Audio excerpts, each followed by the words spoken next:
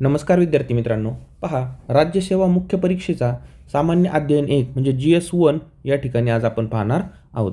त्याच्यामध्ये इतिहासाचे 1 ते 30 प्रश्न आपण या पार्ट 1 मध्ये पाहणार आहोत।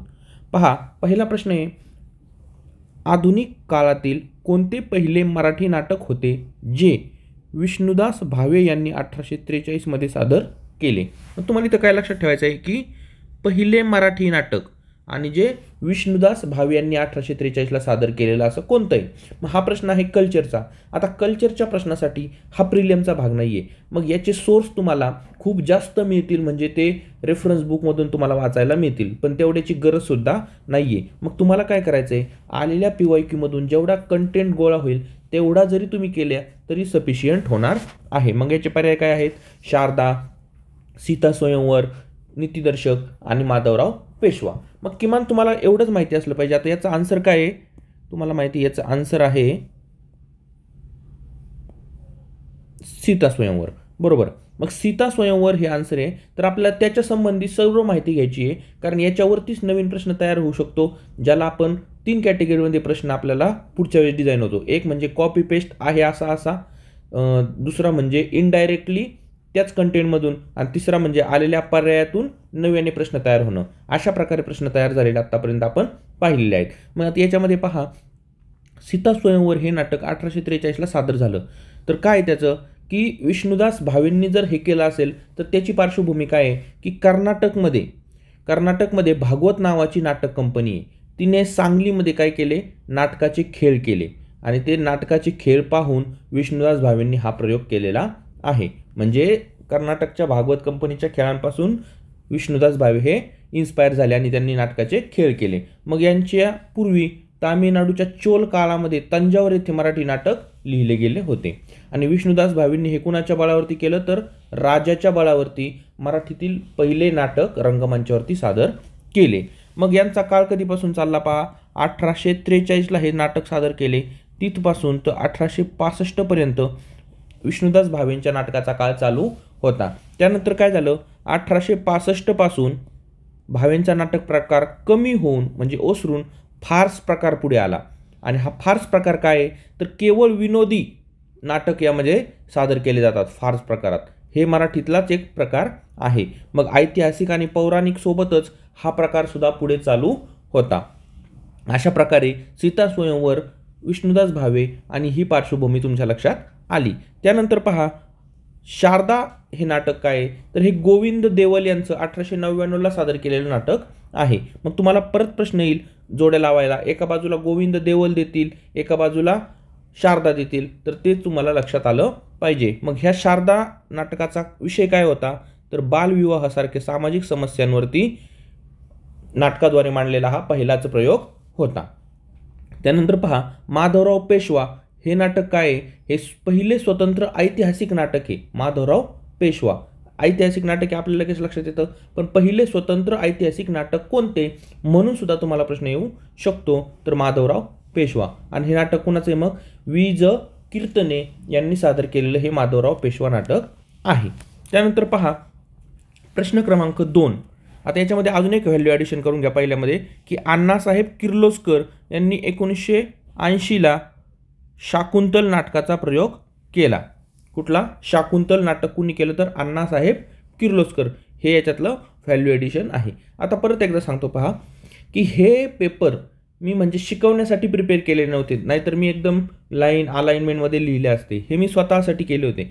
त्यामुळे जो मला डेटा कुठून मिळाला, गट ब, क, प्री, मेन्स, मी तो याच्यामध्ये ॲड करत गेलो, आणि त्यामुळे हे थोडंसं काय आहे की लिहिताना एकदम ऑर्गनाइज वेनी लिहिलेलं नाहीये। बट फायदा काय आहे याचा, की याच्यामध्ये प्रॉपर कंटेंट आहे, आणि या कंटेंटला तुम्हाला जास्तीत जास्त फायदा पेपरमध्ये होणार आहे, कारण की हे मी स्वतःसाठी प्रिपेअर केलेलं असल्यामुळे मला जिथं पण लिंक लागेल तिथून डेटा मी याच्यामध्ये ॲड केलेला आहे। पहा, प्रश्न क्रमांक 2 पहा, की जोड्या लावायचा प्रश्न आहे, योग्य जोड्या लावा। आता एका बाजूला काय दिलंय, खुदीराम बोस, सचिंद्रनाथ सेन, भारिंद्र कुमार घोष, रामप्रसाद बिस्मिल, आणि दुसऱ्या बाजूला त्यांच्या कारवाई करताना ज्या क्रांतिकारी घटना घडल्या, काकोरी कट, कायदेमंडात बॉम्बस्फोट, इंडियन रिपब्लिकन, अशा प्रकारच्या व्यक्ती संबंधी ह्या घटना आहेत. मग तुम्हाला एक लक्षात येईल, मी तुम्हाला एक नोट्स पण दिलेली आहे, आपल्या सॅम्पल व्हिडिओमध्ये पण दाखवलेली आहे, की त्या PDF मध्ये मी काय केलं आहे, संपूर्ण घडलेल्या क्रांतिकारी घटना, त्याच्या संबंधित असणारे इंग्रज अधिकारी आणि त्याचं साल आणि त्या संबंधित घडले असणारे क्रांतिकारक याची एक लिस्ट दिलेली आहे तुम्हाला. ती जर लिस्ट पाहिली तुम्ही तर तुमच्या लक्षात येईल की संपूर्ण घटना तिथं कव्हर होतात. मग तुम्हाला कसाही प्रश्न विचारू द्या. आता पहा, पहिली घटना कुठली आहे, तशी चापेकर बंधूंची रॅडची एक पहिली घटना आहे. त्यानंतर कुठली आहे, फुलरवरती जो हल्ला झाला तो कुणी केला, बारिंदर कुमार घोष आणि भूपेंद्रनाथ दत्त यांनी 1907ला हा हल्ला केला होता.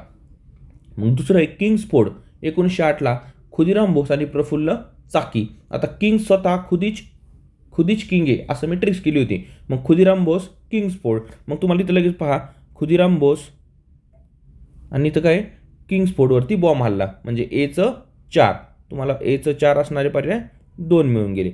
अशा प्रकारे तुम्हाला पुढे जायचे. त्यानंतर अलीपूर माणिकतोळा प्रकरण, 1908, बारिंदर कुमार घोष आणि उल्हास दत्त यांना फाशी झाली होती. कुठल्या प्रकरणात, अलीपूर किंवा माणिकतोळा प्रकरण, 1908-9चं प्रकरण आहे. मग कुणाला, बारिंदर कुमार घोष आणि उल्हास दत्त.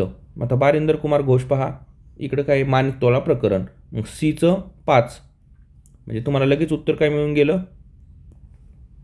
4 क्रमांकाचं उत्तर मिळून गेलं की खुदिराम बोस, Aचं 4 किंग्सफोर्ड हल्ला, Sachindranath Sen Indian Republic association आणि बारिंदर कुमार घोष माणिकतोळा प्रकरण आणि रामप्रसाद बिस्मिल काकोरी कट हे सर्वांनाच माहिती आहे. मग असंच पुढं पहा, कर्जनवरती कुणी गोळ्या झाडल्या होत्या, मदनलाल धिंगराने गोळ्या झाडल्या होत्या. जॅक्सनवरती अनंत कानेरेने हल्ला केला होता. नाशिक कटात कानेरे, कर्वे, देशपांडे यांना फाशी झाली होती. हार्डिंगला बिहारी विश्वासराज बिहारी बोस यांनी हल्ला केला होता. लाहोरमध्ये कुणाला, कानपूरमध्ये कुणाला. मग काकोरी कटातले कोण होते पहा, बिस्मिल, अशफाक अली रोशन सिंग आणि मिरत कटामध्ये कोण होते, लाल किल्ला. हे सर्व घटना आणि याच्या संबंधित असणारी तुम्हाला मी लिस्ट आपल्या PDF मध्ये दिलेली आहे. ती पाहून घेतली की या टाईपचा कसाही प्रश्न फिरून विचारला तर तुमचा तो सॉल्व्ह होऊन जातो. त्यानंतर पहा, प्रश्न क्रमांक 3, संगीत रत्नाकर या भारतीय संगीतावरील प्रमाणभूत असणाऱ्या ग्रंथाचे लेखक कोण आहेत.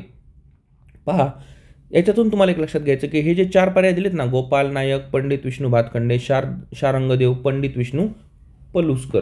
आता या पर्यायाचा ॲटलिस्ट रिलेटेड तुम्हाला थोडं तरी माहिती पाहिजे. आता गोपाल नायकाबद्दल जर तुम्ही वाचायला गेले तर तुम्हाला विकिपीडिया असेल, पुस्तकं असतील, यात खूप सारा डेटा मिळेल. पण ॲटलिस्ट हा कोण होता आणि याच्या संबंधी तुम्हाला काय माहिती आहे हे थोडं जरी तुमच्या लक्षात आलं तरीही तुम्हाला हा प्रश्न सुटू शकतो. किंवा नवीन 2024ला यात आत्ता याचं उत्तर काय, संगीत रत्नाकर, याचं शारंगदेव उत्तर आहे. पण तुम्हाला 2024साठी कसाही प्रश्न डिझाईन होऊन आला तर तुम्हाला एक लक्षात येईल की याचं डेटातून तो कव्हर झालेला असला पाहिजे. मग काय पहा, गोपाल नायक. आता गोपाल नायकचा काय इतिहास आहे पाहून घ्या. गोपाल नायक हा 12व्या शतकातला गायक आणि पखवाज वादक होता. कोण होता, गायक आणि पखवाज वादक. देवगिरीवरती रामदेवराव राजाच्या दरबारात अल्लाउद्दीनने ज्यावेळेस आक्रमण केले त्यावेळेस त्यांना गाणी ऐकायची इच्छा होती, त्यावेळेस 6 दिवस गाणे गायले गेले होते. मग गोपाल नायक हा कुणाच्या काळात होता, तर रामदेव राय राजाच्या दरबारात होता. तुम्हाला माहिती आहे की प्राचीन इतिहासात, मध्ययुगीन इतिहासात आपण पाहिलंय की अल्लाउद्दीन हा एकमेव पहिला हे होता की ज्याने दक्षिणेकडे आक्रमण केलं देवगिरीवरती. मग त्यावेळेस त्याच्या दरबारातला कोण, आमिर खुसरो आणि देवरायाच्या दरबारातला गोपाल नायक यांच्यात जुगलबंदी लावायची ते गाण्यांची, की टक्कर लावतात ना तशी आमिर खुसरो आणि गोपाल नायक यांच्यामध्ये जुगलबंदी लावायचे. मग गोपाल नायकाच्याच गान पद्धतीतून पुढे किराणा घराण्या प्रसिद्ध झाले आणि किराणा घराण्याचे प्रसिद्ध गायक कोण होते, मग अब्दुल करीम खान हे पुढं किराणा घराण्याचे प्रसिद्ध गायक झाले. एवढी जरी तुम्हाला गोपाल नायकाबद्दल माहिती असेल तरीही तुम्हाला पुढच्या वेळेस गोपाल नायक हा कुणासोबत जुगलबंदी लावायचे किंवा कुणाच्या दरबारात होता, काय गान पद्धती, कोणत्या किराणा घराणं प्रसिद्ध आहे, असा प्रश्न येऊ शकतो. त्यानंतर दुसरं, शारंगदेव. शारंगदेव कोण होता, यादव राजा सिंहन याच्या दरबारामध्ये होता, ज्याला संगीत रत्नाकर म्हणायचे. इथं ह्या 2च गोष्टीवरून कळतं की यांना उत्तर अपेक्षित काय, की संगीत रत्नाकर. प्रश्नात काय दिले, संगीत रत्नाकर आणि इथं शारंगदेव. आणि सारंगदेव हा राजाचा ग्रंथ कोणता आहे? संगीत रत्नाकर. याच्यावरूनच या प्रश्नाचं उत्तर सुटतं. तुम्हाला जास्त डिटेलमध्ये शारंगदेवाबद्दल माहीत नसली तरीही चालतं. त्यालाच आयुर्वेदाचार्य संगीत तज्ज्ञ म्हणतात. कुणाला? शारंगदेवला आयुर्वेदाचार्य संगीत तज्ज्ञ असं म्हणतात. त्यानंतर या संगीत रत्नाकरवरती टीका लिहिताना चतुर्कलीना त्याने गोपाल नायकाचा उल्लेख केला होता, जो पर्याय क्रमांक 1 म्हणताय. पहा एकमेकांना हे कसे रिलेटेड येतं. गोपाल नायकाचा उल्लेख कुणी केला होता? तर या संगीत रत्नाकरवरती टीका लिहिताना चतुर्कलीना त्याने केला होता. हा झाला पर्याय क्रमांक 2. पर्याय क्रमांक 3 काय? पहा पंडित विष्णू भातखंडे. पंडित विष्णू भातखंडे हा संशोधक, संगीतकार, नायक असा होता आणि याने कुठली पद्धती विकसित केली? तर थाट पद्धती विकसित केली. मग तुम्हाला ट्रिक्स लक्षात येईल की भात खाऊन थाट होता असं काहीतरी लक्षात ठेवायचं, म्हणजे तुम्हाला एकाच शब्दामध्ये लक्षात राहून जाईल. काय आपण सांगितलं? भात खायचा तरी पण थाट होता, भात खाऊन थाट. विष्णू भातखंडे थाट पद्धती विकसित केली. त्यानंतर पर्याय क्रमांक 4 काय? पंडित विष्णू पलुसकर. आता हा कोण होता? ग्वाल्हेरचं जे संगीत घराणं होतं, ग्वाल्हेरचं जे संगीत घराणं होतं त्याचा प्रसिद्ध हिंदुस्थानी शास्त्रीय संगीतकार होता. प्रसिद्ध हिंदुस्थानी शास्त्रीय संगीतकार कोण? तर पंडित विष्णू पलुसकर हा होता. यांनी प्रथम उत्तर हिंदुस्थानातील गायकी महाराष्ट्रात आणली. सभा संपल्यानंतर जे वंदे मातरम म्हटलं जातं ना, आता पण कुठं पण जा की एखादी सभा वगैरे संपली की त्यानंतर आपण वंदे मातरम असं म्हणतो. मग वंदे मातरम म्हणायची जी पद्धती होती ती यांनी सुरू केली होती आणि ती अजूनही चालू आहे. असे पंडित विष्णू पलुसकर. कुठलं घराणं? ग्वाल्हेर संगीत घराण्याचे प्रसिद्ध हिंदुस्थानी शास्त्रीय संगीतकार कोण? म्हणून तुम्हाला 2024ला प्रश्न येऊ शकतो. किंवा प्रथम महाराष्ट्रात उत्तर हिंदुस्थानी गायकी आणण्याचं कार्य कोणी केलं? तर पंडित विष्णू पलुसकर. असा हा प्रश्न क्रमांक 3 आपला व्यवस्थित कंटेंट झाला आहे. कल्चरच्या प्रश्नाला एवढाच कंटेंट केला आपण, जे 4 पेपर घेतलेले आहेत तेवढा जरी तुम्ही कंटेंट गोळा केला तरी तुम्हाला लक्षात येऊन जाईल की याच्या बाहेर जास्त वाचण्याची गरज नाही. प्रश्न क्रमांक 4. कोणत्या प्रदेशात काठ आणि गोप नृत्याचे प्रकार प्रसिद्ध आहेत? काठ आणि गोट. मग आता मला सांगा की हे प्रकार, आता याचं उत्तर कोकण आहे, पण काठ कोकणी आहे, तर गोप हा नागपुरी प्रकार आहे तसा नृत्याचा. म्हणजे कोकणातही चालतो आणि नागपूरमध्येही चालतो. मग गोप तुम्ही परत म्हणताल की पुढच्या आयोगाने उत्तर बदलून दिलं का, एकदा जर कोकणी म्हटलं होतं? तसं नाही. गोफ हा प्रकार नागपूर विदर्भात सुद्धा चालतो. पण इथं दोन्ही विचारलेत ना, मग दोन्ही मॅक्झिमम हे कोकण उत्तराकडे जातं. दुसरं आहे की टिचकी. टिचकी प्रकार रत्नागिरीतला आहे. हे सगळे नृत्याचे प्रकार आहेत. नृत्याचे प्रकार आहेत. नटका हा सिंधुदुर्गातला प्रकार आहे आणि काव्याची फुगडी हे सर्व काही कोकणी प्रकार आहेत. मग याचं उत्तर काय आहे? कोकण. 5 नंबरचा प्रश्न पहा. इंडियन पॅट्रिऑटिक असोसिएशन 1888 या संघटनेचा संबंध खालीलपैकी कोणत्या व्यक्तीशी येतो? आपल्याला एवढंच माहिती पाहिजे की इंडियन पॅट्रिऑटिक असोसिएशन 1888 कुणी स्थापन केलं? तर ते कुणी केलंय? सर सय्यद अहमद खान यांनी केलंय आणि ते कधी? 1888ला. मग आपल्याला एक व्हॅल्यू ॲडिशन काय करता येईल की यांच्यासोबत कोण होतं? तर राजा शिवप्रसाद सिंह हे यांच्यासोबत होते, जे की काँग्रेस विरोधी होते आणि मुस्लिम यांना ब्रिटिशांच्या जवळ नेऊन त्यांचे संबंध वाढावेत याच्यासाठी प्रयत्न करत होते. असा डेटा जरी तुम्हाला लक्षात आला तर व्हॅल्यू ॲडिशन काय मिळाली? राजा शिवप्रसाद सिंह हे सर सय्यद अहमद खान यांच्यासोबत होते. आता इतिहासाबद्दल तुम्ही प्रत्येक पुस्तकात प्रत्येक गोष्ट वाचलेली, त्यामुळं जास्त डिटेलमध्ये आपण ते घेतलं तर उगच बिनकामाचा कंटेंट ॲड होईल. त्यामुळे आपण इथं फक्त व्हॅल्यू ॲडिशन करून जाणार आहोत. त्यानंतर 6वा प्रश्न. इंग्रज गव्हर्नर जनरल कोणत्या संस्थानाला गैरकारभाराचे निमित्त पुढे करून खालसा केले? गैरकारभार आहे तुमच्या इथं, तुमचा व्यवस्थित कारभार चालू नाही आहे, अशा प्रकारचं सांगून कुठल्या संस्थानाला त्यांनी खालसा केलं? आता खालसा करणं किंवा तैनाती फौजा करण्याचं काम 3च गव्हर्नर जनरलने केलेलं आहे की मेन, ज्याच्यावरती प्रश्न येतो. एक आहे बेंटिंग, एक आहे वेलस्ली आणि एक आहे डलहौसी. मग बेंटिंगने तरी काय केलंय? मगज आपला हा ट्रिक्स वर्ड आहे की म्हैसूर, कच्छ, कुर्ग या 3 संस्थानांना खालसा केले. वेलस्लीने काय केलंय? तैनाती फौजा वाटप करण्याचं काम केलंय. त्याच्यासाठी ट्रिक्स तुम्हाला ऑलरेडी दिलेली आहे की निजामाची म्हैस तशी लई कडक, पण नागपूरच्या शिंदे भोसल्यापेक्षा जास्त नाही. आणि हा क्रम हमखास प्रत्येक परीक्षेला विचारलाय की निजाम, तंजावर, सुरत, निजाम तंजावर सुरत, निजाम तंजावर सुरत.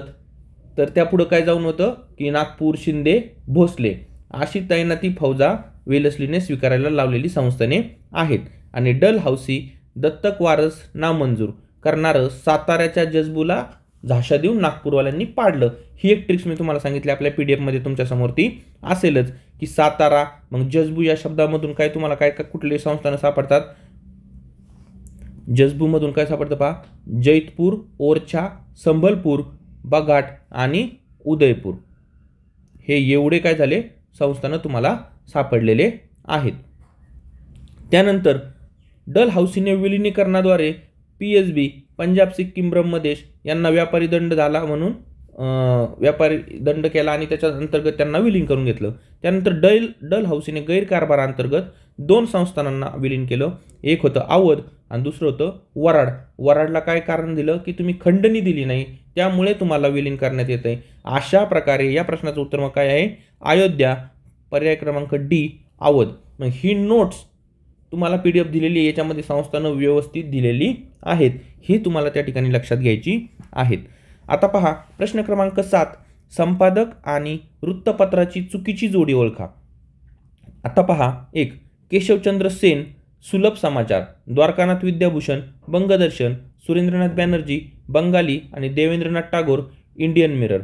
मग याच्यातून एक लक्षात येतं की तुम्हाला हे माहिती आहे की सुरेंद्रनाथ बॅनर्जी यांचं सोमप्रकाश वृत्तपत्र आहे, बरोबर, सुरेंद्रनाथ बॅनर्जी यांचं बरोबर द्वारकानाथ विद्याभूषण यांचं सोमप्रकाश वृत्तपत्र आहे, द्वारकानाथ विद्याभूषण यांचं सोमप्रकाश वृत्तपत्र आहे. आणि बंगदर्शन हे वृत्तपत्र बंकिमचंद्र चट्टोपाध्यायचं आहे. कुठलं, बंगदर्शन हे कुणाचं आहे, बंकिमचंद्र चट्टोपाध्याय यांचं वृत्तपत्र आहे. इथं त्यांनी मिसमॅच केले की द्वारकानाथ विद्याभूषण यांना सोमप्रकाश द्यायला पाहिजे होतं आणि बंगदर्शनला बंकिमचंद्र चट्टोपाध्याय. मग ही झाली व्हॅल्यू ॲडिशन, कारण ऑलरेडी तुम्हाला हा डेटा मिळून गेला. केशवचंद्र सेनचं सुलभ समाचार, सुरेंद्रनाथ बॅनर्जीचं बंगाली तर माहितीच आहे, देवेंद्रनाथ टागोरांचं इंडियन मिरर माहिती आहे तुम्हाला. मग इथलचा जो डेटा आहे की द्वारकानाथ विद्याभूषणसाठी सोमप्रकाश आणि बंगदर्शनसाठी बंकिमचंद्र चट्टोपाध्याय, हे झालं काय झालं तुमचं व्हॅल्यू ॲडिशन, हे झालं व्हॅल्यू ॲडिशन. हे अशा प्रकारे डेटा तुम्हाला गोळा करायचा आहे PYQ मधून, तरच तुम्हाला 2024ला अशा प्रकारचे प्रश्न सुटू शकतील. त्यानंतर पहा प्रश्न क्रमांक 8, जोड्या लावा. एका बाजूला काय दिले, दादासाहेब, हा पण कल्चरचा प्रश्न येतो पहा. एका बाजूला दिले दादासाहेब फाळके, बाबूराव पेंटर, भालजी पेंढारकर, प्रभाकर पेंढारकर. मग दुसऱ्या बाजूला त्यांची चित्रपट दिलेत. तर तुम्हाला काही जोड्यावरून लगेच लक्षात येईल की पण आयोगाला पण माहिती आहे की तुम्हाला जे काय माहिती असणार आहे, तर तो डेटा त्यांनी मॅच करून दिला. आता दादासाहेब फाळके, राजा हरिश्चंद्र हे सर्वांनाच माहिती आहे, येचं 3 त्यांनी 3 ठिकाणी दिले त्यामुळे, बरोबर. पण मग तुम्हाला काय करायचं, आता आपण PYQ अनालिसिसमध्ये सर्वांची माहिती पाहणार आहोत थोडक्यात, म्हणजे तुम्हाला पुढच्या वेळेसच्या 24साठी प्रश्न सोडवता येईल. आता पहा, दादासाहेब फाळके, धुंडीराज गोविंद फाळके हे त्यांचं नाव. 1913ला राजा हरिश्चंद्र हा पहिला मूक भारतीय चित्रपट यांनी सुरू केला आणि त्यांच्याचवरून पुरस्काराची सुरुवात झाली. दादासाहेब फाळके पुरस्कार तो 1969ला सुरू केला. तर पहिला पुरस्कार कोणाला दिलाय, देविका राणी यांना पहिला पुरस्कार दिलेला आहे. त्यानंतर पहा, बाबूराव पेंटर आणि यांनी गंधर्व नाटक कंपनी सुरू केली. त्यामुळे बाबूराव पेंटर यांनी जे पडद्यावरती ओळख निर्माण झाली ती गंधर्व नाटक कंपनीमुळे ओळख निर्माण झालेली बाबूराव पेंटर यांची. त्यांचं मूळ नाव काय आहे, बाबू कृष्णा मेस्त्री, आणि त्यांचा फर्स्ट चित्रपट आहे सैरंद्री, बरोबर. त्या स्त्री पात्राचं रोल त्यांनी केलेला होता. 1920मध्ये पुण्यातील आर्यन थिएटर येथे ते नाटक लागले होते. यातले प्रसिद्ध सीन कुठले तर मग भीम अँड कीचकचा. आणि याच्यामध्ये नाटकाचा विषय काय होता, पांडव अज्ञातवासात गेले त्या वेळेसच्या द्रौपदी संबंधात हा नाटकाचा विषय होता. म्हणजे पांडवांचा आणि कौरवांचं जे तह ठरले होते की त्याच्यामध्ये आपण पाहिलं की 9 वर्ष वनवास, 1 वर्ष अज्ञातवास, 5 वर्ष असं त्यांचं ठरत होतं. त्यावेळेसचा जो अज्ञातवास म्हणजे तुम्ही गायब व्हायचं आणि तुम्हाला शोधलं तर परत तेवढाच वनवास प्लस अज्ञातवास असं त्यांचं काहीतरी ठरायचं. तर त्या एकंदरीत सीनवरती हे नाटक डिझाईन केलं होतं, कुठलं, सैरंद्री. मग तुम्हाला काय लक्षात येईल की बीचं 2, बीचं 2 वाले पर्याय क्रमांक 2 सैरंध्री चित्रपट कोणाचा आहे मग बाबूराव पेंटर यांचा. त्यानंतर भालजी पेंढारकर आणि त्यांचा मुलगा आहे प्रभाकर पेंढारकर यांच्या संदर्भात काय आहे की पहा, भालजी पेंढारकर हे मराठी चित्रपट दिग्दर्शक आणि निर्माते होते. यांचे चित्रपट कोणते होते पहा, भालजी पेंढारकरांचे छत्रपती शिवाजी, बाजीराव मस्तानी, मराठा तितुका, मेळवावा, साधी माणसं. म्हणजे काय लक्षात येतं तुम्हाला याच्यातून की एक ऐतिहासिक चित्रपट भालजी पेंढारकर यांचे होते. मग भालजी पेंढारकर सीचं काय पाहिजे 1, सीचं 1 असणारा पर्याय क्रमांक 2, म्हणजे तुम्हाला तुमचं उत्तर काय मिळून गेलं पर्याय क्रमांक 2. तर हे असे होते. आणि मग प्रभाकर पेंढारकर कोण होते, भालजींचे पुत्र, ते पण दिग्दर्शक होते. त्यांनी आंध्र चित्रपट निर्मितीत सल्लागार म्हणून काम केलं. आणि त्याचे कोणते चित्रपट आहेत मग पहा, आरे संसार संसार, अति आणि चितार लाल झाला, चक्रीवादळ, दो आख, प्रतीक्षा, ढांग, बालशिवाजी, प्रीत तुझी माझी, भाव तेथे देव, आंधळा मारतो डोळा, शाब्बास सुनबाई. अशा प्रकारचे एवढे चित्रपट कुणाचे होते, प्रभाकर पेंढारकर यांचे होते. हे व्यवस्थितरित्या तुम्हाला PDF मध्ये दिसून येईल. मग अशा प्रकारे पहा, कल्चरचा प्रश्न तुम्हाला एवढा डेटा जर तुम्ही यातून कव्हर केला तर तुम्हाला 100% 2024ला जर याच्यातून प्रश्न डिझाईन झाला तर तुम्हाला त्याचं उत्तर सोडवता येईल. प्रश्न क्रमांक 9, 1890 साली भारताच्या औद्योगिक विकासाला चालना देण्यासाठी औद्योगिक परिषदेची स्थापना कोणी केली. आता 1890 साली जी औद्योगिक परिषद स्थापन झाली ना, ती कुणाची आहे, तर हे सोपं प्रश्न आहे की न्यायमूर्ती महादेव गोविस रानडे, कारण हा प्रिलियमचा भाग येतो. प्रिलियमच्या प्रश्नाबद्दल गोपाळकृष्ण गोखले, रमेशचंद्र सेन, रमेशचंद्र दत्त, दादाभाई नौरोजी यांची परत नव्यानं जास्त माहिती घेणं इथं काही व्यवस्थित होणार नाही, कारण PYQ अनालिसिसमध्ये तुम्हाला व्हॅल्यू ॲडिशन करायची आहे. हे ऑलरेडी तुम्ही प्रिलियमला बाकीचं वाचलेलं आहे. मग रानडे यांच्या संस्था पहा, ग्रंथोत्तेजक, वक्तृत्वोत्तेजक, वसंत व्याख्यानमाला, औद्योगिक परिषद, विधवा व्यूहोत्तेजक अशा या संस्था आहेत, ज्याच्यामध्ये तुम्हाला इथं विचारले औद्योगिक परिषदेची स्थापना कोणी केली, तर ती रानडे यांनी केलेली आहे. मग बाकी पहा, रानडे, ग्रंथोत्तेजक, वक्तृत्वोत्तेजक, वसंत व्याख्यानमाला, औद्योगिक परिषद आणि विधवा विवाहोत्तेजक. प्रश्न क्रमांक 10 पहा, तुम्हाला लगेच लक्षात येईल, खालील पर्यायातून ब्राह्मणी आणि ब्राह्मणेतर वृत्तपत्रांचा अचूक गट ओळखा असा प्रश्न विचारलेला पहा. मग तुम्हाला ब्राह्मणी वृत्तपत्र आणि ब्राह्मणेतर वृत्तपत्र माहीत आहेत, पण इथं त्यांनी काय केले, खूप जास्त डेटा देऊन हा प्रश्न 90% लोकांचा बरोबरच येतो, पण जो चुकतो ना तो का चुकतो माहिती आहे का, की फक्त याच्यामध्ये त्यांनी खूप सारखी वृत्तपत्रांची नावं दिलीत. आणि हा प्रश्न तुम्ही जर कन्फ्यूज झाले तिथं किंवा व्यवस्थित नीट वाचलं नाही तरच हा प्रश्न चुकू शकतो, अन्यथा हा प्रश्न चुकणार नाही. मग आपण कसं बाजूला काढायचं आहे पहा, त्याच्यावरून एक आयडिया लक्षात घ्या. आता मला सांगा, ब्राह्मणी वृत्तपत्र म्हणजे कुणाचे असणार, लोकमान्य टिळकांच्या संबंधित असणार, बरोबर, त्यांचे चिपळूणकरांशी संबंधित असणार. आणि ब्राह्मणेतर म्हणजे कुणाशी संबंधित, महात्मा फुलेंशी संबंधित किंवा इतर जे आहेत आपले त्यांच्याशी संबंधित. मग तुम्हाला ब्राह्मणेतर वृत्तपत्र माहिती येतं की हे जागरूक, विजय मराठा हे ब्राह्मणेतर आहेत, हे तुम्हाला माहिती आहे. मग त्यांनी काय केलं पहा, आता लोकमान्य, आता इथं पहिला पर्याय पहा, याच्यामध्ये तुम्हाला लक्षात येईल ब्राह्मणेतर म्हटलंय आणि त्याच्यात लोकमान्य दिले, म्हणजे पहिला पर्याय आपला गेला, संपला, ते येणारच नाही. त्यानंतर पहा, ब्राह्मणी वृत्तपत्रे म्हटलंय आणि त्यात जागरूक म्हटलंय आणि विजय मराठा म्हटलंय. शक्य आहे का, नाही, कारण हे तुम्हाला पण माहिती आहे की जागरूक मराठा, विजय मराठा आणि जागरूक हे काय आहे, हे ब्राह्मणेतर वृत्तपत्र आहेत. मग हा पर्याय गेला. त्यानंतर पहा, ब्राह्मणी वृत्तपत्र बरोबर लोकमान्य दिलं इथं, आणि ब्राह्मणेतर जागरूक, विजय मराठा, संजीवन, दिनमित्र आणि जागृती. मग तुमच्या काय लक्षात येतं की इथं बरोबर वाटते, बरोबर आहे. ब्राह्मणी वृत्तपत्रे कोणती दिलेली इथं पहा, लोकशाही, लोकसंग्रह, केसरी, लोकमान्य, राजकारण. आणि ब्राह्मणेतर कुठली दिलीत, जागरूक, विजय मराठा, संजीवन, दिनमित्र आणि जागृती. त्यानंतर पहा, ब्राह्मणी वृत्तपत्रामध्ये परत इथं जागरूक, लोकशाही, संजीवन, राजकारण बरोबर दिलंय का ना, आणि जागरूक टाकलंय त्यांनी, बरोबर. ब्राह्मणीमध्ये जागरूक येत नाही, म्हणजे हे पण चुकीचं. किंवा इथं ब्राह्मणेतर मध्ये लोकमान्य टाकलंय, त्यामुळे पण हा पर्याय चुकीचा ठरतो.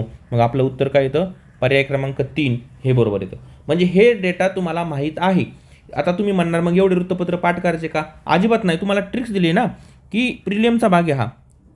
जागरूक, विजयी मराठा ही वृत्तपत्र, जागृती, दिनमित्र ही कुणाची येतं? ब्राह्मणेतर येतं.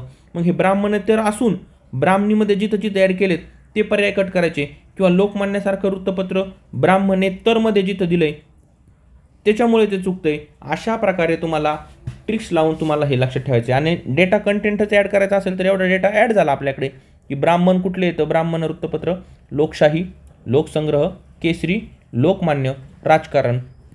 आणि ब्राह्मणेतर कुठले येतं? संजीवन,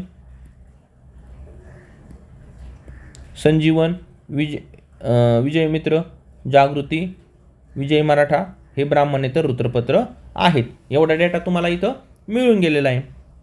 चला, प्रश्न क्रमांक 11.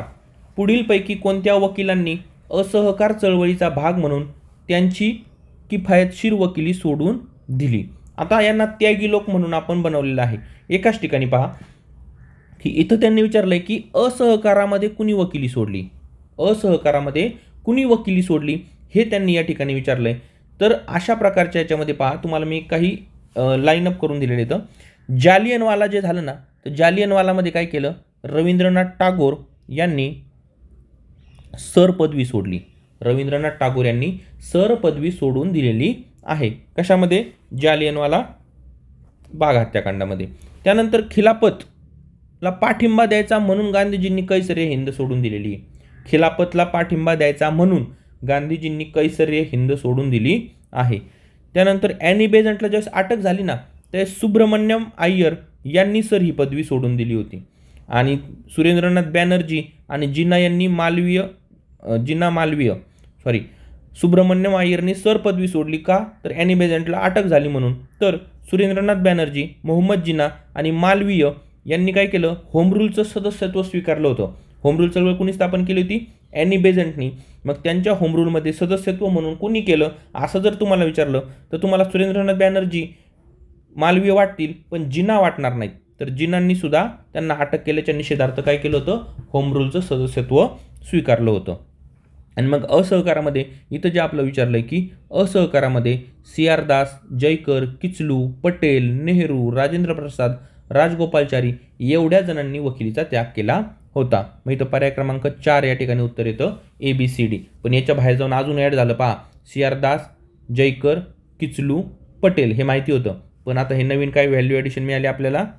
नेहरू, राजेंद्र प्रसाद, राजगोपालचारी यांनी सुद्धा वकिलीचा त्याग केलेला होता. कधी? असहकारच्या आंदोलनामध्ये 1920च्या.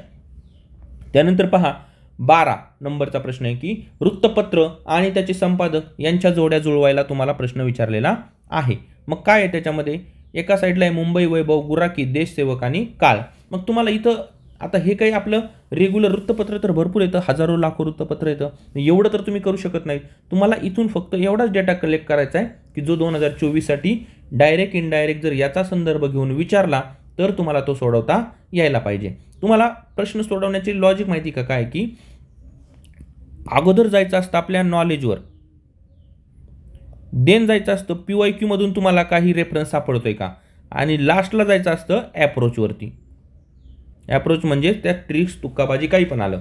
पण सुरुवातीला नॉलेजवर जायचं आहे, ओळखीचं आहे का नाही. मग PYQ मधून काही सापडतंय का? सपोज यातलं कुठलं वृत्तपत्र मागं दिलेलं आहे का, त्याचा संदर्भ काही लागतोय का, अशा प्रकारे पुढं जायचं तरच तुम्हाला याच ॲप्रोचने प्रश्न सोडवायचे आहेत. मग पहा इथं काय सांगायचं आपल्याला आता. काळ वृत्तपत्र शिवराज परांजपेचं हे 1898ला चालू केलेलं. कधी? शिवराज परांजपे, काळ वृत्तपत्र. मग तुम्हाला लगेच येऊन जातं की डीचं 4 असणारे पर्याय 3 सापडले आपल्याला, बरोबर. त्यानंतर गुराखी काय होतं? तर फर्स्ट संपादक विनायक भाटे होते.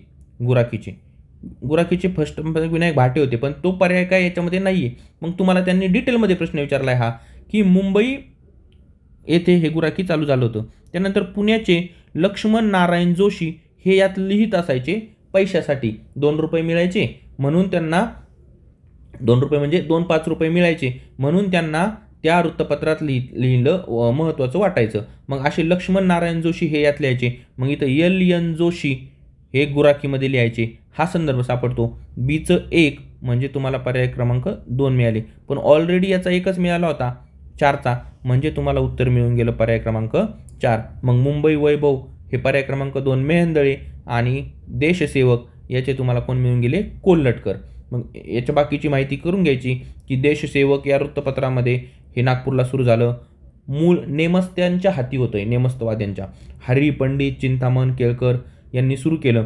पुढे महादेव पाध्ये हे संपादक झाले आणि त्यानंतर अच्युतराव कोल्हटकर हे देशसेवकमध्ये लिहित होते. म्हणजे हा प्रश्न बऱ्यापैकी काय डिझाईन झाला माहिती का, की या वृत्तपत्रामध्ये कोण लिहित होते या संदर्भाने हा प्रश्न तयार झाला आहे. मग या देशसेवकमध्ये कोण लिहायचे?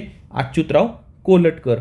3 सीचं 3 म्हणून पर्याय क्रमांक 4 या ठिकाणी उत्तर तुम्हाला मिळून गेलेलं आहे. अशा प्रकारचा हा प्रश्न आणि त्याचा कंटेंट तुम्हाला ॲड करायचा आहे. बाकी नोट्समध्ये बाकीचे पण दिलेले आहेत. त्यानंतर पहा प्रश्न क्रमांक 13, a bunch of gold letters हे कोणी प्रकाशित केले? A bunch of old letters हे कोणी प्रकाशित केले? तर आता मला सांगा, हे तर तुम्हाला सोपा प्रश्न आहे की बंच ऑफ ओल्ड लेटर्स माहिती आहे काय? हे 1928ला ज्यावेळेस मोतीलाल नेहरूंना अटक झाली होती, ते जेलमध्ये होते, त्यावेळेस नेहरूंनी इंदिरा गांधीला लिहिलेले पत्र a bunch of old letters अशा नावाने प्रसिद्ध आहेत. आता ही ऐतिहासिक घटना आहे, सर्वांना माहिती आहे, पण प्रोबॅबिलिटीने तुम्हाला जर सुरुवातीला तुम्ही काय गेले? नॉलेजवरती गेले आणि तुम्हाला हे माहीत असेल, नो इश्यू. पण जर नसेल तर PYQ ॲनालिसिस, जर काही रेफरन्स सापडला तर ठीक.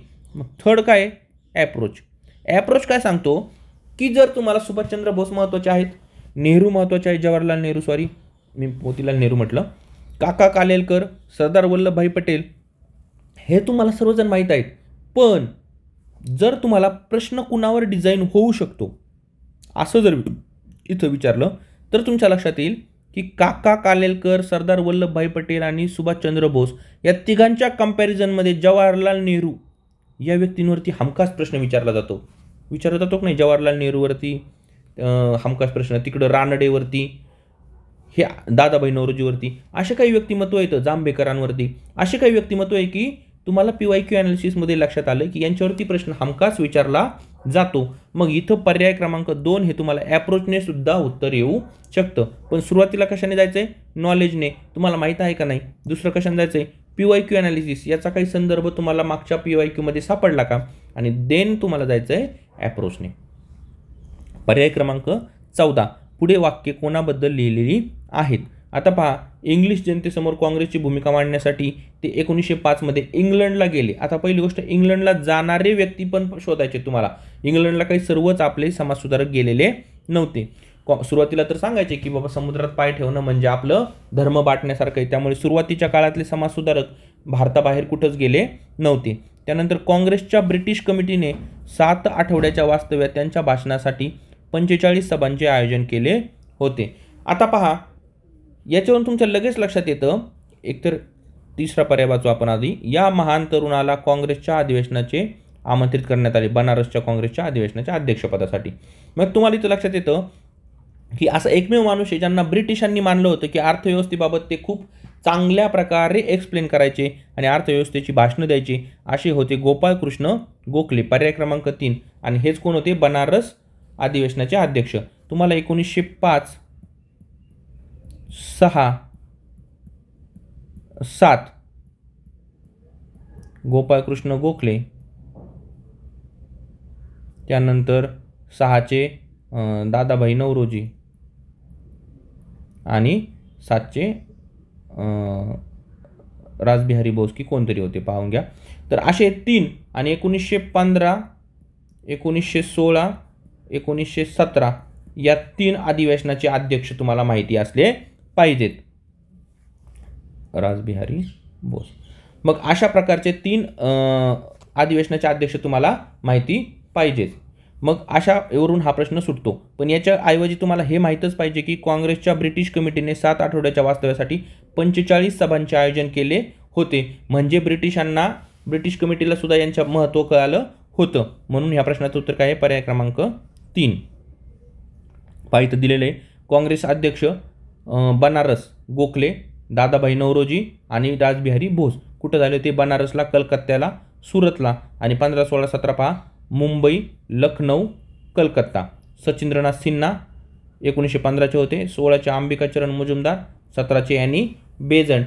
अशा प्रकारचा हा डेटा जरी तुम्ही केला तरी तुम्हाला लक्षात येतं की या प्रश्नाचं उत्तर सुटून जातं.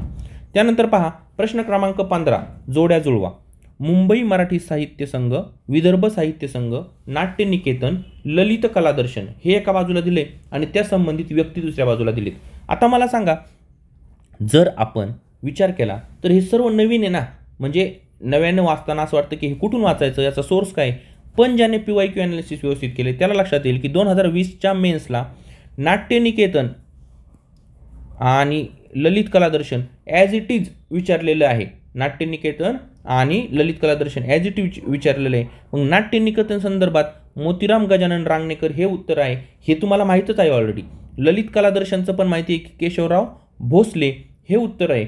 मग तुम्हाला किती डेटा कमी होऊन जातो ना वाचण्यासाठी. आणि मुंबई मराठी साहित्य संघ आणि विदर्भ साहित्य संघ हे आत्ता वाचून ठेवलं तर 2024साठी कदाचित हे रिपीट होईल किंवा 3 आणि 4 रिपीट झालं तर कॉपी पेस्ट म्हणता येईल प्रश्न.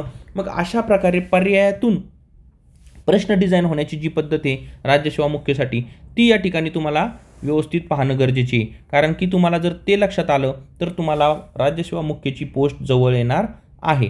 मग पहा विदर्भासंदर्भात कोण येतं, मग विदर्भासंदर्भात नाना जोग यांनी कार्य केलेलं आहे आणि मराठी साहित्य संघासंदर्भात अमृत नारायण भालेकर अशा प्रकारे आहे. मग एचं तुम्हाला काय 3 करायचं आहे, त्यानंतर बीचं 4 करायचं आहे, सीचं 2 आणि डीचं 1 अशा प्रकारे पर्याय क्रमांक 1 या ठिकाणी काय येतं याचं उत्तर येतं. आता डेटा पहा, अजून व्हॅल्यू ॲडिशन काय करायची आहे. मुंबई मराठी साहित्य संघ कधी स्थापन झाला, 1935ला. मराठी रंगभूमीस 1943ला 100 वर्ष पूर्ण झाल्यामुळे महोत्सव करण्याची कल्पना आणि याच अधिवेशनात मांडण्यात आली होती. त्याचे संस्थापक कोण येतं, डॉक्टर अमृत नारायण भालेराव यांचे सुपुत्र. त्यानंतर विदर्भ साहित्य संघ 1923ला स्थापना झाली. विदर्भातील सर्वात जुनी आणि मोठी संस्था म्हणून या विदर्भ साहित्य संघाकडे पाहिलं जातं. अण्णासाहेब खापर्डे यांनी अमरावतीला स्थापन केलेली 1950ला हेडक्वार्टर त्याचं नागपूर या ठिकाणी होतं. युगवाणी हे त्रैमासिक या विदर्भ साहित्य संघाद्वारे सादर केलं जायचं. यांचं फर्स्ट संमेलन 1923ला अमरावतीला झालं आणि त्याचे अध्यक्ष श्रीपाद कोल्हटकर असे होते. एवढा डेटा तुम्हाला या 2 मुंबई मराठी साहित्य संघ आणि विदर्भ साहित्य संघ याच्या संदर्भात मिळून गेला. त्यानंतर मग नाट्य निकेतन काय आहे, रांगणेकर मराठी नाटककार होते. 1907 ते 1955चा काळ होता. ते नाटके लिहित वधू, आशीर्वाद, नंदनवन, माझे घर अशा प्रकारची नाटकं त्यांनी लिहिली होती. दुसरे ललित कला दर्शन ज्यांना केशवराव भोसलेंनी स्थापना केली होती. ललित कला दर्शनची 1908ला आणि केशवराव भोसलेंना काय म्हणायला जायचं, संगीत सूर्य म्हटलं जायचं. केशवराव भोसलेंना संगीत सूर्य म्हटलं जायचं. पुढे बापूराव भालचंद्र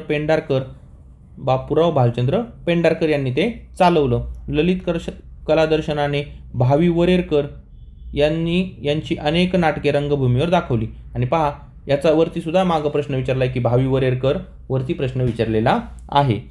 त्यानंतर यांची नाटकं कोणती, मग सत्यचे गुलाम, प्लॅट सीन आणि ललित कला दर्शनांतर्गत इतर कुठली नाटकं होती पहा, दुरितांचे तिमिरजाव, मंपारमाला आणि शारदा आणि श्री अशा प्रकारची सादर केली. त्यानंतर नानाजोग या व्यक्तीबद्दल अजून काय ॲड झाले तुम्हाला पहा.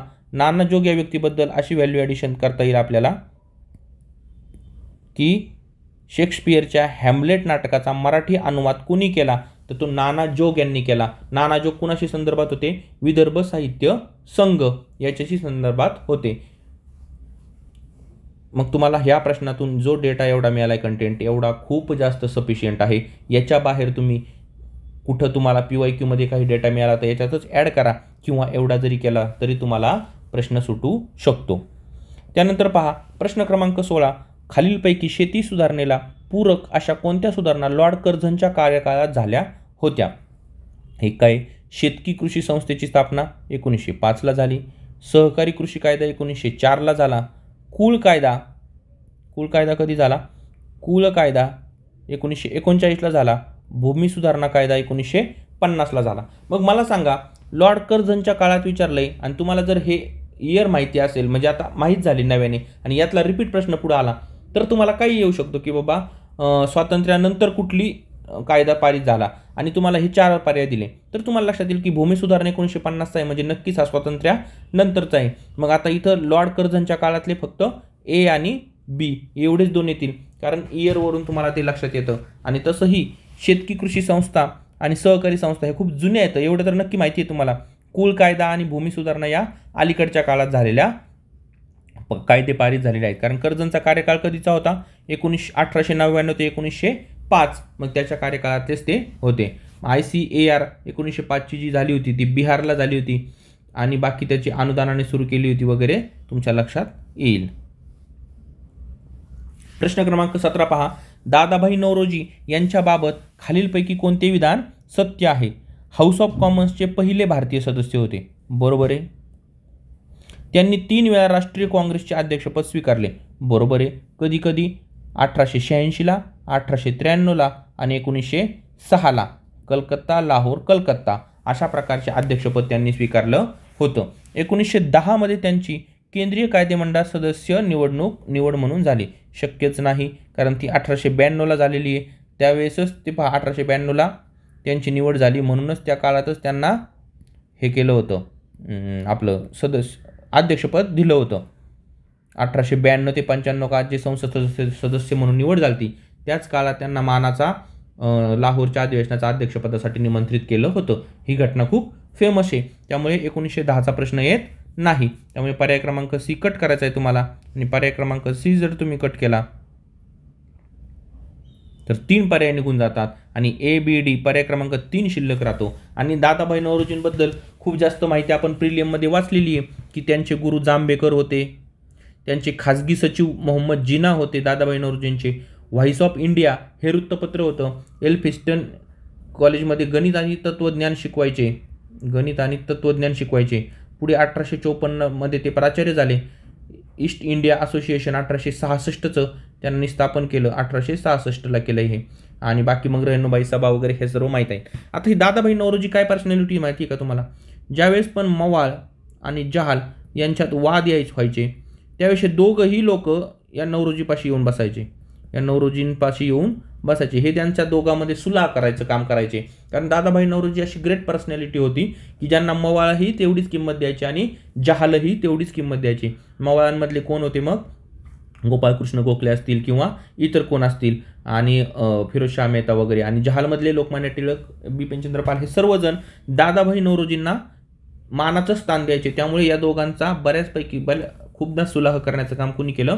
दादाभाई नौरोजी या पर्सनॅलिटीने केलेलं आहे. मग हा डेटा तुम्हाला माहीत झाला. चला प्रश्न क्रमांक 18, तो व्यवस्थित प्रिंट झालेला नाही आहे, पण ठीक आहे तुमच्यासमोर PDF मध्ये लक्षात येईल. व्हॅलेंटाईन चिरोलवरती हा प्रश्न विचारला आहे. कुणावरती? व्हॅलेंटाईन चिरोलवरती प्रश्न विचारला आहे की त्यांच्या संदर्भात काय आहे.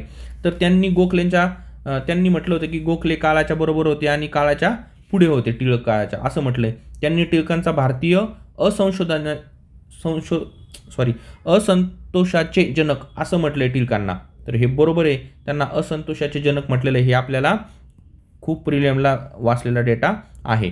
ते उदारमतवादी होते का? अजिबात नाही. तर ते साम्राज्यवादी होते, म्हणजे हे सी चुकीचं आहे. व्हॅलेंटाईन चिरोलबद्दल काय माहिती आहे तुम्हाला?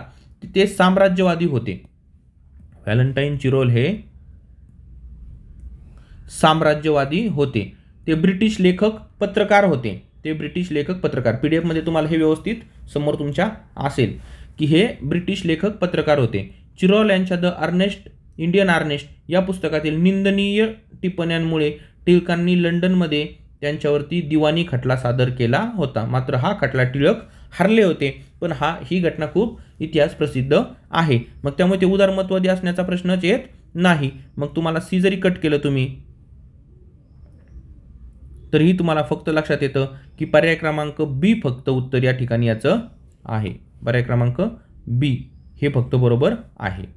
त्यानंतर पहा प्रश्न क्रमांक 19, प्लासीच्या लढाईनंतर मीर जाफर हा बंगालचा नवाब बनला. आणि वाक्य क्रमांक 2 काय याच्यामध्ये की मीर जाफर आपला राज्यकारभार राजधानी मुर्शिदाबादवरून पाहू लागला. आता या 2 मध्ये साठी तुम्हाला एक डेटा कंपल्सरी माहिती पाहिजे. बंगालचं जे राज्य स्थापन झालं होतं त्याचे पहिला राजा कोण होता माहिती आहे का? मुर्शिद कुली खान. आणि शेवटचा नज्म उद्दौला. हे जरी तुमच्या अगोदर पहिले लक्षात पाहिजे. त्यानंतर इतिहासातल्या या 2 घटना आणि 2 लढाया खूप प्रसिद्ध आहेत. एक आहे प्लासीची लढाई आणि एक आहे बक्सरची लढाई. प्लासीची 1757ला, बक्सरची 1760ला. पण तुम्हाला प्लासीच्या लढाईमध्ये जे हेराफेर झाली होती त्या राज्यामध्ये ती महत्त्वाची ठरते की ते युद्ध झालं होतं सिराज उद्दौला आणि इंग्रजमध्ये.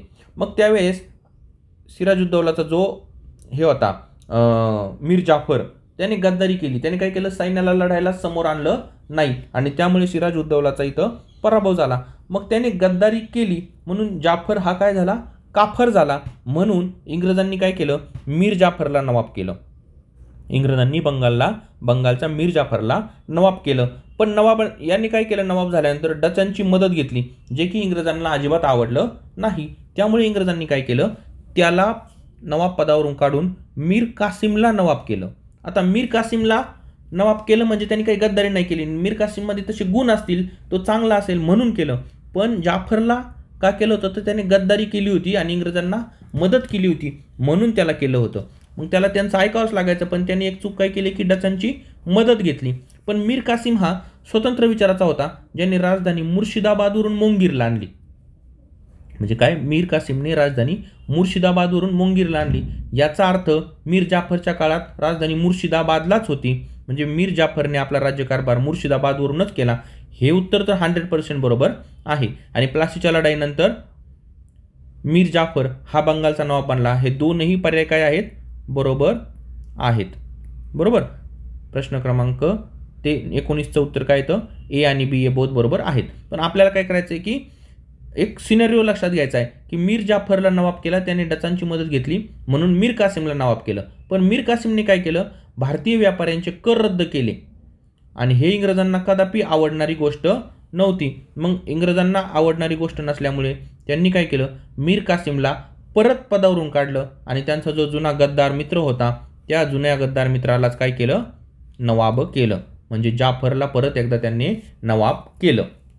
अशा प्रकारचा हा सिनारिओ आहे. मग बक्सरच्या युद्धात आवधचा शुजाउद्दौला, मीर कासिम आणि मुघल बादशाह शाह आलम यांनी एकत्र येऊन मनरो विरुद्ध युद्ध केलं. मग हा जो मीर कासिम काढलेला होता ना, हा या शुजाउद्दौला आणि मुघल बादशाह शाह आलम यांना जाऊन मिळाला होता. अशा प्रकारचा हा सिनारिओ आहे. मग अलाहाबाद तहाने इंग्रजांना बंगाल सुब्यात महसुलीचे अधिकार मिळाले होते. आणि हेही प्रश्नाचं तुम्हाला पुढच्या 24च्या मेन्ससाठी किंवा कुठल्याही परीक्षेसाठी महत्त्वाचं आहे की कुठल्या तहाने इंग्रजांना बंगालच्या सुब्यात महसुली अधिकार मिळाले, तर अलाहाबाद तहाने इंग्रजांना बंगालच्या सुब्यात महसुली अधिकार मिळालेले होते. हे खूप कोर आणि की पॉईंट आहे की अलाहाबाद तह हा महत्त्वाचा आहे, ज्याच्यामुळे बंगालच्या सुब्यामध्ये महसुली अधिकार इंग्रजांना मिळाले होते. त्यानंतर पहा प्रश्न क्रमांक 20 या ठिकाणी पाहूया. बंकिमचंद्र चटर्जी लिखित आनंदमठ या कादंबरीमध्ये बंगालमधील कोणत्या उठावाचा उल्लेख करण्यात आलेला आहे. आता बंकिमचंद्र चटर्जी यांची आनंदमठ हे तर तुम्हाला लक्षात असलं पाहिजे. आता याचं उत्तर आहे की संन्याशांच्या बंडाचा. इथून पुढे तुम्ही लक्षात ठेवायचं की संन्याशी आनंदाने राहतात, अशी ट्रिक्स लक्षात ठेवायची. कारण की तुम्हाला प्रश्नाचं उत्तर बरोबर यायला परत कन्फ्युजन नको व्हायला. मग तिथं जरी आत्ता मी सांगितलं संन्याशांच्या बंडा उल्लेख केला तरी पुढे जाऊन तुम्हाला कन्फ्युजन होतं की संताळे का कोलामे का चिवारे का अजून नव्याने काही पर्याय केले. तर एकच लक्षात ठेवायचं, संन्यासी आनंदात राहतात. मस्त संसार नाही, काय नाही, बायको नाही, पोरं नाही, काहीच नाही, संन्यासी हे आनंदात राहतात असं लक्षात ठेवायचं. की आनंदमठ ही बंकिमचंद्र चटर्जीची हे तर माहिती आहे तुम्हाला. त्याच्यामध्ये कुणाचा उल्लेख केलेला आहे तर संन्याशांच्या बंडाचा. हे सर्वांनी पहा, संन्याशी, चुवार, संथाळ, कोलाम यांनी सर्वांनी उठाव केलेले. तर याची PDF तुम्हाला मी एकाच पेजवरती कुणी उठाव केले आणि त्या संदर्भातल्या व्यक्ती कोण येतं ते तुम्हाला दिलेल्या आहेत. ती PDF पाहून घ्या. त्यानंतर पहा प्रश्न क्रमांक 21, कोणत्या वर्तमानपत्राने त्यावेळेचा बंगालचा गव्हर्नर जनरल वॉरेन हेस्टिंगच्या सर्वसामान्य धोरणावर टीका केली. काय केली, वॉरेन हेस्टिंगवरती टीका केली. म्हणजे गव्हर्नर जनरल येतो तरी सुद्धा त्याच्यावरती टीका करणारं वृत्तपत्र कोणतं. मग यालाच आता लक्षात घ्या, पहिलं वृत्तपत्र कुठलं माहिती का, ऑगस्टस हिकी यांनी काढलेलं बंगाल गॅझेट 1780ला. याला कलकत्ता जनरल ॲडवायझर सुद्धा म्हणायचे. बंगाल गॅझेट सुरुवात वृत्तपत्राची बंगालमधून आहे बरं का. म्हणून तुम्ही लक्षात घ्या की 1780ला बंगाल गॅझेट हे ऑगस्टस हिकीने काढलेलं वृत्तपत्र आहे. हे इंडियातील फर्स्ट वृत्तपत्र आहे. ते काय करायचं माहिती का, हेस्टिंगवरती पर्सनल अटॅक करायचं, त्याच्या पत्नीवरती टीका करायचं. हे खूप इतिहास प्रसिद्ध आहे की बाबा पहिलं वृत्तपत्र असून सुद्धा ते गव्हर्नर जनरल वॉरेन हेस्टिंगने त्याच्या धोरणावर टीका करायचं, त्याच्या पत्नीवर सुद्धा टीका करायचं, म्हणजे पर्सनल लाईफमध्ये घुसायचं. आणि याचाच राग मनात धरून त्याचा छापखाना जप्त केला. मग याचं उत्तर काय आहे? दी बेंगॉल गॅझेट. मग सेकंड वृत्तपत्र कुठलं आहे? तर इंडिया गॅझेट, बी मसिंकनं सुरू केलेलं. 1784ला कलकत्ता गॅझेट सरकारी कृपेने सुरू झालं आणि 1818ला फर्स्ट भारतीय भाषेतील समाचार दर्पण हे बाप्टिस्ट मिशनरीद्वारे सुरू झालेलं काय आहे? वृत्तपत्र आहे. फर्स्ट भारतीय भाषेतील समाचार दर्पण. आता तिथं कन्फ्युजन होईल ज्यावेळेस तुम्हाला विचारतील फर्स्ट भारतीय भाषेतील वृत्तपत्र कोणते, आणि जर पर्याय दी बेंगॉल गॅझेट पर्याय क्रमांक 1 असेल ना, तर तुम्ही लगेच तिथं तुम्ही त्या पर्याय क्रमांक 1 कडे जाताल. म्हणून लक्षात ठेवायचं आहे की फर्स्ट भारतीय भाषेतील समाचार दर्पण हे 1818ला सुरू केलेलं वृत्तपत्र आहे. ते कोणत्या भाषेत होतं? फर्स्ट भारतीय भाषा म्हणजे कुठली भाषा असंही विचारतील, तर बंगाली भाषा होती. कुठली? बंगाली भाषा. चला मग, आणि कलकत्ता जनरल वगैरे मग सांगितलं तुम्हाला मी इथं की 1784ला सरकारी कृपेने चालू झालेलं होतं. पर्याय प्रश्न क्रमांक 22 पहा. ईस्ट इंडिया कंपनीतर्फे कॅप्टन हॉकिन्स कोणाच्या काळात भारतात आले होते? आता कॅप्टन हॉकिन्स कोणाच्या काळात आले हा ॲटलिस्ट 3 ते 4 वेळा विचारलेला प्रश्न आहे. पहा 3 ते 4 वेळा रिपीट प्रश्न झालेला आहे. पहा की जहांगीरचा जो दरबार भरलेला होता त्या जहांगीरच्या दरबारात 1608ला व्यापाराची परवानगी मागण्यासाठी तो आलेला होता. मग 1615ला सर थॉमस रुई हे आले होते, पण अगोदर काय केलं जहांगीरने? विरोध केला. आता कोणी परवानगी मागायला आला तर लगेच विरोध, त्याला परवानगी दिली जात नाही. सुरुवातीला विरोध केला, मात्र पुढे जाऊन काय केलं? त्याला व्यापारासाठी परवानगी दिलेली होती. मग अशा या कॅप्टन हॉकिन्सला परवानगी दिल्यानंतर तुम्हाला या प्रश्नाचं उत्तर तर ठीक आहे की बाबा जहांगीरच्या काळामध्ये हॉकिन्स आला होता. हे लुसेंटमध्ये खूप ठिकाणी प्रत्येक पुस्तकामध्ये दिलेलं आहे. पण तुम्हाला हा प्रश्न नव्याने डिझाईन विचारला जाऊ शकतो आणि विचारलाही गेलाय की ज्या आपल्या इथं त्यांनी वसाहती स्थापन केल्या त्याचा क्रम काय किंवा सगळ्यात पहिली वसाहत कोणती आहे? तर पहिली वसाहत कुठली आहे? सुरत. पहिली वसाहत कुठली आहे? सुरत. आणि ती कधी स्थापन झाली आहे? 1608ला. सुरत परवानगी मागितली 1608ला, स्थापन झाली 1613ला. फरमान जाहीर केलं की स्थापन करा म्हणून, अशी परवानगी 1613ला. त्यानंतर 1639ला मद्रास, ज्यालाच म्हटलं जातं फोर्ट सेंट जॉर्ज, आणि 1700ला कलकत्ता. अशा प्रकारे हा क्रम आहे. सुरत, मद्रास, कलकत्ता. समक असं शब्द लक्षात ठेवा किंवा काहीही लक्षात ठेवा, पण तुम्हाला हे क्रम लक्षात असला पाहिजे. 1613ला फरमान जारी आहे, परवानगी मागितली होती 1608ला सुरत, आणि 39ला मद्रास, आणि 1700ला कलकत्ता. अशा प्रकारे प्रश्न क्रमांक 22चा डेटा तुमच्या लक्षात येतो. आता प्रश्न क्रमांक 23. हिंदुस्थान सोशलिस्ट रिपब्लिक असोसिएशन ह्या संघटनेच्या स्थापनेत कुणाचा पुढाकार होता?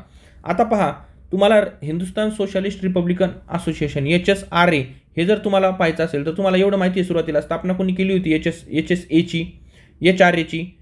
1924ला HRA स्थापन झालं होतं. HRA म्हणजे हिंदुस्थान रिपब्लिक असोसिएशन. याच्यात सोशलिस्ट हा शब्द नव्हता. हिंदुस्थान रिपब्लिक असोसिएशन कुणी केली ती? योगेशचंद्र चटर्जी, रामप्रसाद बिस्मिल, सचिंद्रनाथ सन्याल आणि चंद्रशेखर आझाद यांनी ही संघटना स्थापन केली. पण याच्यामध्ये पुढे जाऊन काय झालं? काकोरी कटामध्ये भरपूर जणांना अटक झाली, फाशी झाली, पण यातून चंद्रशेखर आझाद हे सुटले होते. YRSने जे स्थापन केली होती HRA, त्याच्यातून 1924ला स्थापन केली ती. त्याच्यामध्ये चंद्रशेखर आझाद हे काकोरी कटापासून यशस्वी बाजूला पडले आणि इतर YRSला काय झाली? फाशी झाली किंवा तुरुंगात टाकले. मग चंद्रशेखर आझादांनी काय केलं माहिती आहे का? की भगतसिंग यांची भेट घेतली आणि भगतसिंगांना भेटून कुठं 8-9 सप्टेंबर 1928ला दिल्लीतील फिरोजशाह कोटला मैदानात भगतसिंगांना जाऊन भेटले आणि भगतसिंगांना सांगितलं की तुमची जी भारत नौजवान सभा आहे ती याच्यामध्ये विलीन करा आणि तुम्हाला याचा पूर्ण राईट्स देतो, याच्यामध्ये तुम्ही काम करा. मग त्यांनी काय अट ठेवली होती की तुमचं हिंदुस्थान रिपब्लिकन असोसिएशनमध्ये हिंदुस्थान सोशलिस्ट रिपब्लिकन असोसिएशन असं नाव करावं लागेल आणि त्याच्यानंतर तसं काम होईल. मग त्यांना पूर्ण राईट त्यांना दिल्यामुळे त्यांचं तसं ऐकण्यात आलं आणि हिंदुस्थान सोशलिस्ट रिपब्लिकन असोसिएशन अशी 1928ला नव्यानं ती संघटना काम करू लागली. मग तुम्हाला इथं विचारलं की सोशलिस्ट शब्द दिलेला आहे, म्हणजे तुम्हाला सोशलिस्ट शब्द दिल्यामुळे HSRAचं कुणाचा पुढाकार होता असं आपण विचारलं तर भगतसिंग हे उत्तर येतं, कारण सोशलिस्टमुळे भगतसिंग ॲड झाले आणि फक्त HRA असतं तर तुमचं चंद्रशेखर आझाद होते, सचिंद्रनाथ सन्याल होते आणि आपले रामप्रसाद बिस्मिल होते, हे HRAशी संबंधित होते. म्हणून HRA 1924ला आणि HSRA 1928ला. हा सिनेरिओ तुमच्या लक्षात आला पाहिजे की HRA हे 1924ला स्थापन झालं होतं. जे कोणी केलं होतं YRS, ही ट्रिक्स आहे YRS. इथं दिले ना योगेशचंद्र चटर्जी, रामप्रसाद बिस्मिल, सचिंद्रनाथ सन्याल आणि चंद्रशेखर आझाद. तर हे की पिन आहे. त्यामुळे तुम्हाला लक्षात राहील की चंद्रशेखर आझादच दिल्लीला गेले, फिरोजशाह कोटला मैदानात जाऊन भेटले कुणाला, भगतसिंगांना. त्यांना सांगितलं तुमची जी संघटना आहे की भारत नवजवान सभा ती याच्यामध्ये हे विलीन करा आणि गुप्त बैठकीत त्यांना सांगितलं की तुम्हाला तुमचे राईट देतो. मग त्यांनी सांगितलं की सोशलिस्ट असं नाव करावं लागेल. त्यांनी त्याला मान्यता दिली. असं HSRA ही संघटना स्थापन झाली आणि त्याच्यामध्ये पुढाकार भगतसिंगांचा. एक प्रश्न क्रमांक 24 पहा. मराठी चालुक्य राजवटीविषयी माहिती डॅश डॅश या प्रवाशांनी लिहिली. तर याचं ह्युएनसांग प्रश्नाचं उत्तर आहे. मग तुम्हाला माहिती आहे की ह्युएनसांग हा हर्षवर्धनाच्या काळातला प्रवासी आहे. मग हे काही प्रवासी येतं, चिनी प्रवासी असतील, इतर कुठले प्रवासी असतील, फैयान, अल्बेरिनवरती प्रिलियमला प्रश्न विचारला होता. याच्या संदर्भात जास्त माहिती नाही, फक्त हे कुणाच्या काळात होते एवढं जरी तुमच्या लक्षात आलं तरीही तुमच्या लक्षात येईल हे की हर्षवर्धनाच्या काळामध्ये ह्युएनसांग होते. आणि याही प्रश्नाचं उत्तर की एकच आहे, पर्याय क्रमांक. त्यानंतर 25 नंबरचा प्रश्न पहा. नाटक आणि त्याचे लेखक हा कल्चरचा प्रश्न. परत एकदा सांगतो, कल्चरच्या प्रश्नासाठी याच्यावरती देवसेनी, इंदिरा, कुसुमांजली, राजा शिवाजी असं शोधून तुम्ही आतमध्ये जास्त जाऊ नका. तुम्हाला त्याच्याने काहीही हाती लागणार नाही, कारण हा डेटा जर तुम्ही सर्च करत गेले तर याने पुस्तकं भरतील, मात्र डेटा संपणार नाही. त्यामुळे तुम्हाला फक्त PYQ मध्ये ज्या जोड्या लावायचं उत्तर आहे ना तेच तुम्हाला PYQ ॲनालिसिस करून तोच कंटेंट ॲड करायचा आहे आणि व्हॅल्यू ॲडेड करत जायचं आहे. मग इथं पहा, एक लॉजिक लावायचं की मॅक्झिमम कुठल्या प्रश्नाचं उत्तर दिलेलं आहे असं जर लॉजिक लावलं तरीही तुम्हाला कळून येतं की राजा शिवाजी, महादेव, मोरेश्वर, कुंटे. हे तुम्हाला माहिती आहे की राजा शिवाजी, महादेव, मोरेश्वर, कुंटे. मग डीचं 1 याच्यावरूनच प्रश्नाचं उत्तर सुटतं. डीचं 1 आणि याच्यामध्ये तुम्ही मॅक्झिममचा जरी रूल अप्लाय केला तर पहा तरी चालू शकतं. 2 2 3 3 आणि मात्र राहिलं काय 4. 4ला काही सापडते का? नाही. मग याच्यावरून तुम्हाला पर्याय क्रमांक 2 सुद्धा मिळू शकतं. बरोबर. देवसेनी. मग आता इथं तुम्हाला डेटा तयार झाल्यानंतर काय करायचं आहे की डेटावरून पुढं जायचं आहे. बरोबर, डेटावरून पुढं जायचं आहे. काय सांगतो डेटा? दैवसेनी हे बजाबा रामचंद्र प्रधान यांनी सादर केले. बजाबा रामचंद्र प्रधान, दैवसेनी. इंदिरासाठी कीर्तिकर, कुसुमांजलीसाठी महाजनी. मग तुम्हाला इथून पुढं ट्रिक्स तयार करायची की इंदिरा गांधी खूप फेमस होती, तिची कीर्ती खूप महान होती, म्हणून इंदिरा कीर्तिकर. असं करून जो डेटा याच्यातून मिळाला ना तेवढाच ॲड करायचा आहे. याच्याबद्दल जर सर्च करत गेलं, मी तुम्हाला अगोदरच्या कल्चरच्या प्रश्नात प्रत्येक एका व्यक्तीबद्दल सर्च करून सांगितलं का, तर ते रिपीट प्रश्न येत आहेत.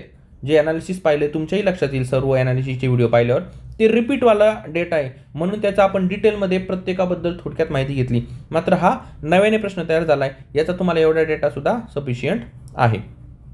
त्यानंतर पहा प्रश्न क्रमांक 26. लेखक आणि ग्रंथांच्या अचूक जोड्या. आता हा डेटा रिपीट आहे. ह्या डेटाबद्दल मी तुम्हाला असं म्हणणार नाही की फक्त एवढ्या जोड्या पहा, ॲटलिस्ट थोडीशी माहिती घ्या याची, कारण हा डेटा परत परत विचारणारा आहे आणि सिलेबसचा भाग आहे. लेखक आणि ग्रंथाच्या अचूक जोड्या पहा. त्र्यंबक नारायण आत्रे. आता सुरुवातीला पहा, त्र्यंबक नारायण आत्रे हे ग्रामीण समाजातले, हे कोण होते? ग्रामीण समाजातले आणि मागासलेल्या जाती व्यवस्थेचे अभ्यासक होते. ग्रामीण समाजात ज्या मागासलेल्या जाती व्यवस्था वगैरे आहेत त्या संदर्भात साहित्य यांनी तयार केलेलं आहे. मग याच्यामध्ये काय साहित्य? गुन्हेगारी जाती, गावगाडा, यात शेतकरी आणि अर्थशास्त्र या संदर्भात त्यांनी साहित्य तयार केलं होतं. मग याच्यावरून तुम्हाला लक्षात येईल की त्र्यंबक नारायण आत्रे यांनी काय केलं होतं, मग ग्रामीण भागातले जे मागासलेल्या जाती आहेत ना त्याच्याबद्दल जास्तीत जास्त साहित्य तयार केलं होतं की लोकांना अवेअरनेस व्हावी वगैरे, माहिती मिळावी या संदर्भासाठी. त्यानंतर केशव मेश्राम यांचे साहित्य कुठले? धूळ, वावटळ,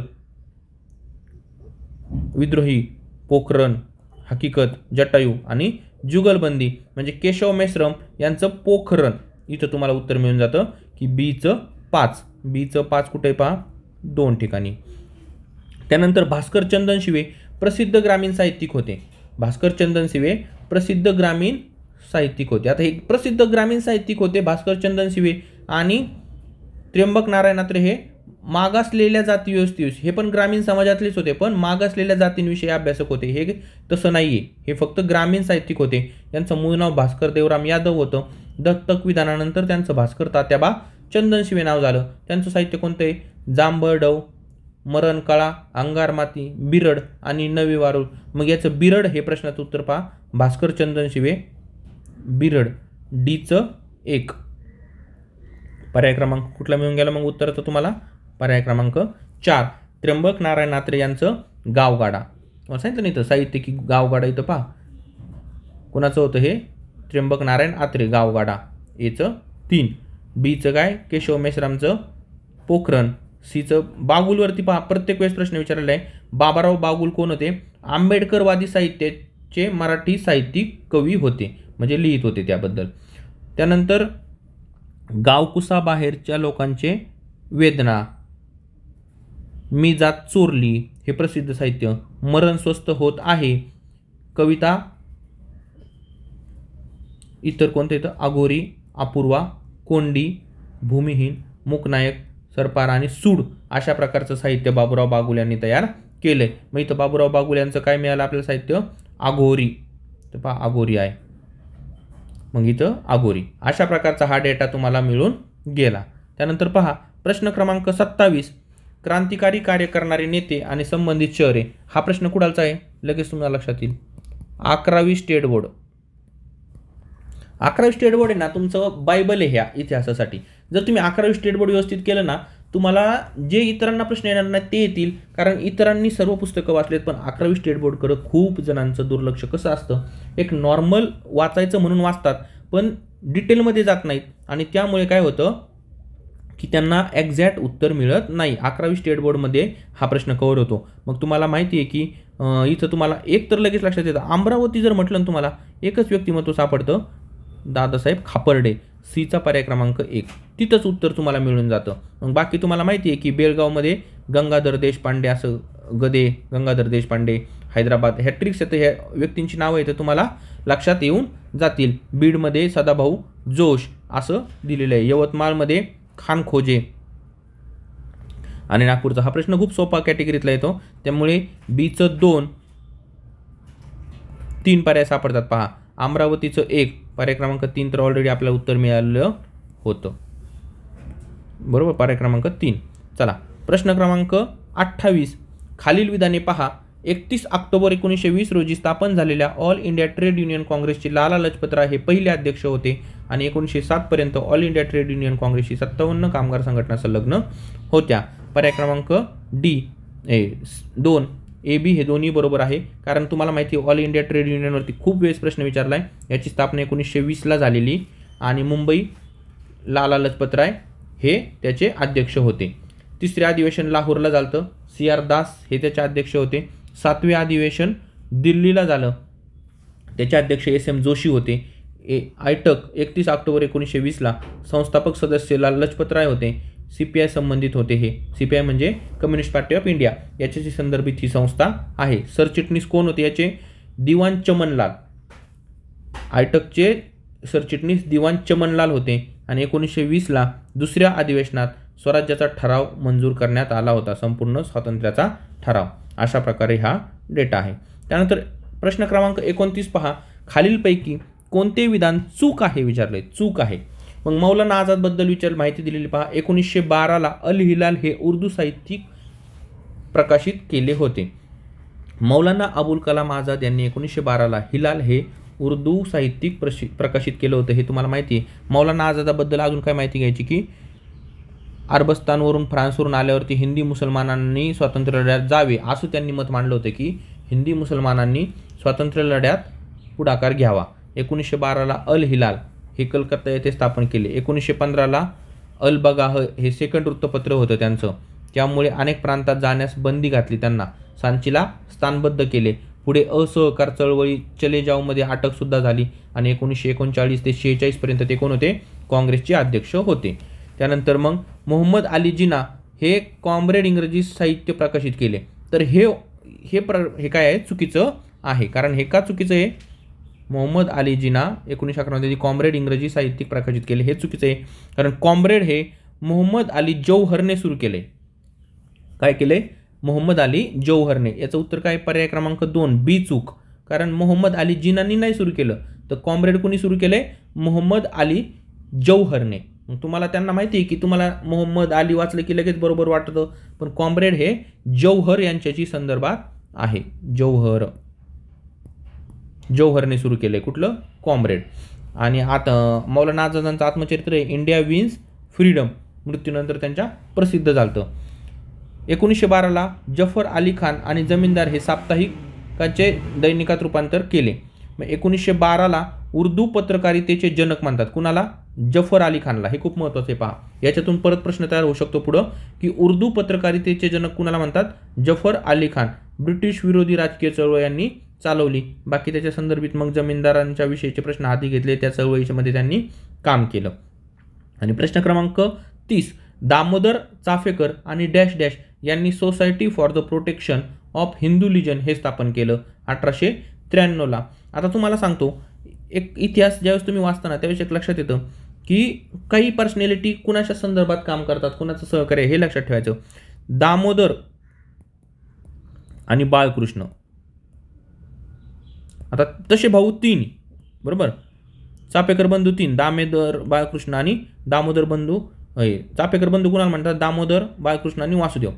चापेकर क्लबची स्थापना त्यांनीच केली होती 1893ला. पण बहुतेक घटना करताना दामोदर आणि बाळकृष्ण हे सोबत राहायचे. कोण? दामोदर आणि बाळकृष्ण.